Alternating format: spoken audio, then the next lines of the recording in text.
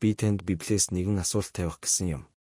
2 дугаар хаад номын 2 дугаар бүлэг ишлэл 9 ишлэл 10 энд тэд гаталж гарсны дараа Илишад би чамаас авдахаас өмнө чамд юу хийх ёстойг надаас гуйхтун.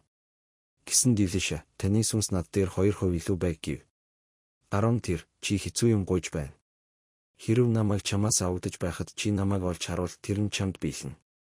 Харин харахгүй бол биелэхгүй гэв. Миний асуух гэсэн зүйл бол итгэлийн эгчээ бид өнөө үед Бурханаас хэрхэн 2% илүү сүнсийг гуйж болох вэ?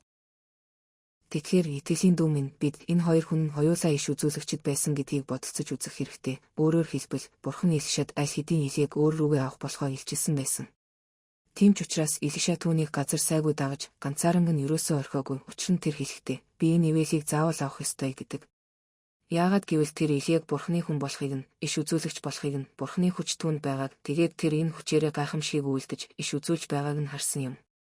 Тэгээд Илиша би энэ хүслээ түүнд илэрхийлье. Тэгээд түүнийг өргөдөж Бурханы оршихуйд очиход түүнд байгаа энэ Бурханы хүч надад дамжигдан ирэх болно гэдэг. Тийм үү? Энэ нь тэр сүнсийн 2 илүү хувь нь байсан юм.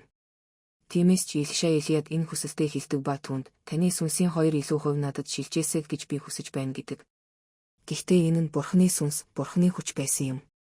Жишээлбэл Илия 10 бэлэг авьяастай байсан гэж бодъё. Тэр 10 сүнслэг бэлэг авьяастай байж тэгээд Илиша хэлэхдээ түүний энэ 10 бэлэг авьяас над руу шилжих юм бол түүнд байгаа энэ хүч над руу ирснээр надад байгаа Бурханы хүч 2 дахин их болох юм байна гэдэг. Ингэж энэ 2 илүү хувь бий болсон юм. Бурханы хүч түүн рүү шилжээсэй гэж тэр хүссэн юм. Тийм ч учраас Илия түүнд хандан хэлэхдээ чи хэцүү юм гуйж байна. Чиний гуйж байгаа зүйлийг биелүүлэхэд маш хэцүү гэдэг. Яагаад гэвэл тэр зүгээр л очиод Бурханы хүчний 2 илүү хувийг нэг хүнд шилжүүлж өгч чадахгүй байсан юм. Учир тэр жирийн л нэг хүн байсан болохоор. Үүнийг хийж чадах цор ганц хүч нь Бурхан юм. Гэлээч гэсэн Илия түүнд нэг тэмдэг өгсөн ба түүнд хэлэхдээ хэрв чи намайг авахдахыг Бурханы оршихуйд очихыг харах юм бол Бурхан чиний энэ гуйлтыг, энэ хүслийг чинь баттай биелүүлж өгөх болно гэж хэлдэг. Энэ нь Бурханы хүсэл байсан. Бурхан Илияд энэ хүслийг өгсөн юм. Учир нь Илияг тэнгэр өөд өргөдөж байгааг Илиша хараад эцэг минь, Израилийн тэрэг ба морьтон минь гэж хашгирдаг. Нэг ёсондоо Илиша өөрийнхөө үзэгдэлд харсан зүйлээ түүнд хэлсэн юм. Энэ мөчид Илиша түүнийг харж байгааг ойлгодог. Энд цааш нь өгүүлэхдээ Илиягийн нүмерэг ундаг ба энэ унсан нүмергийг нь Илиша авснаар сүнсний 2 илүү хувь түүнд ирдэг. Ингээд тэр цагаас эхлэн тэр гайхамшигыг үйлдэж эхэлдэг. Ийм л зүйл болсон юм. Итгэлийн дүү асуухтаа бид бас үүнтэй ижил зүйл гуйж болох уу гэсэн. Энэ 2 хүн Бурханы хүн байсан. Тэр цагийн хатуу зүрхтэй итгэлгүй Израилийн ард түмэнд иш үзүүлдэг иш үзүүлэгчд байсан. Өнөөдөр бидэнд ариун сүнс бий, сүнсний бэлэг авьяасууд бий. Бидний ихэнхэд нь эзэн өөрийн амласны дагуу ариун сүнсийг болон сүнсний бэлэг авьяасыг өгсөн байгаа. Хэдийгээр заримд чинь энэ нь хараахан илчлэгдээгүй байгаа боловч ариун сүнсний бэлэг авьяасыг Бурхан өгчхөөд тухайн хүнийг залбирч зүрхээ ариусгахыг нь тэр хүлээж байж болно. Ингэснээр сүнсний бэлэг авьяас тэр хүнд илчлэгдэж эхлэх юм. Тийм ч учраас бид нар өнөөдөр эзэн сүнсний 2 илүү хувийг надад өгөөч гэж гуйж болохгүй. Үгүй юм. Харин өнөө үед бид эзэнд хандаад эзэн надад сүнсний бэлэг авьяасаа хайрлаач.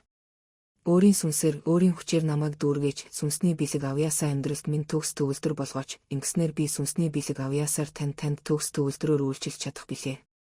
Намайг өдөрт чинь зөвхөн та байгаач гэж харин гуйж болно. Харин 2 илүү хувийг бол гуйхгүй. Учир нь тэр цаг иш үзүүлэгчдийн цаг байсан. Харин өнөө үед бидэнд ариун сүнс байгаа. Мөн хүн бүр ариун сүнсний бэлэг авьяасыг хүртэх болно. Бүгд ажиллах болно. Бүгд эзэнд үйлчлэх болно гэсэн Бурханы амлалт бий. Тэр хэлэхдээ хүмүүсийг сүнсний бэлэг авьяасаар үйлчлүүлэхийн тулд сүмдээ олон бэлэг авьяасыг өгнө гэсэн. Тийм ч учраас бид эзнээс үүнийг гуйдаг. Тэр бидэнд төгс төгөлдөр байдалд хүрч чадхад тусалдаг. Цаашдаа ч эзэн биднийг хүмүүсийн төлөө залбируулахын тулд Бурханд үйлчлүүлж сайн мэдээ түгээх ажилд зүтгүүлэхийн тулд маш олон бэлэг авьяасыг бидэнд өгөх болтугай. Өнөө үед бидний Бурханаас гуйх 2 илүү хувь юм байх ёстой юм. Тийм биз дээ.